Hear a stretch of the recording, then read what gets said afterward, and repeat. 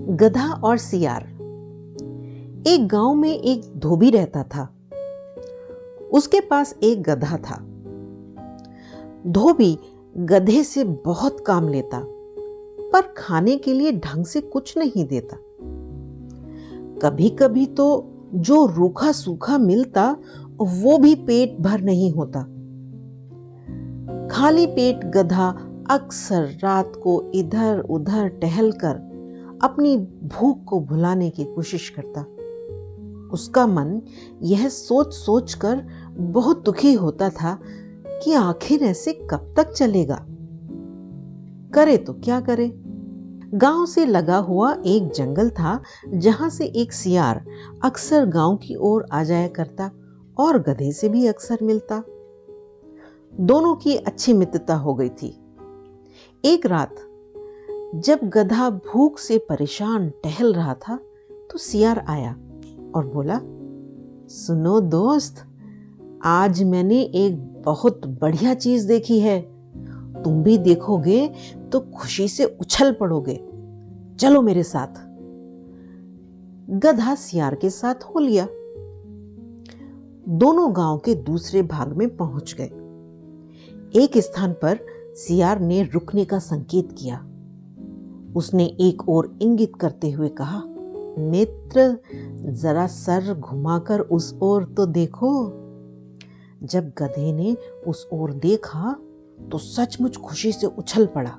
वह एक तरबूज का खेत था जिसमें मोटे मोटे ताजे ताजे तरबूज बेलों में पड़े हुए थे।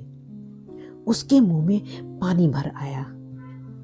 दोनों दोस्त चुपके से खेत में घुस गए और दोनों ने भर पेट तरबूज खाए। गधे ने बड़े दिनों बाद कुछ इतना स्वादिष्ट खाया था। वह अति प्रसन्न और अति उत्साहित था। उसने सियार से कहा, वाह मित्र, मजा आ गया। आज मैं इतना खुश हूं कि मेरा गाना गाने का मन कर रहा है। सियार ने कुछ अचकचाते हुए और कुछ आश्चर्य से उसकी ओर देखा।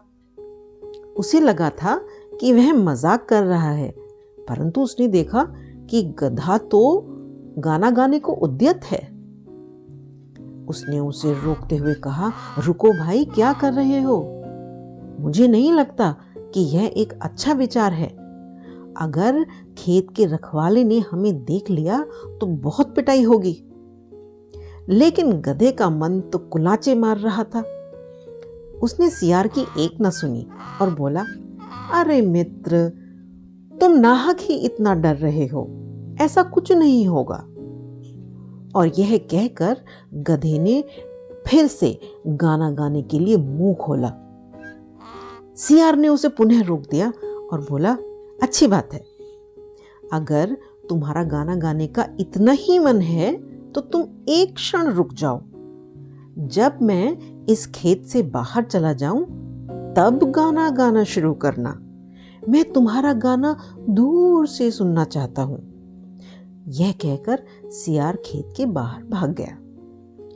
अब गधे ने अपना गान आरंभ किया।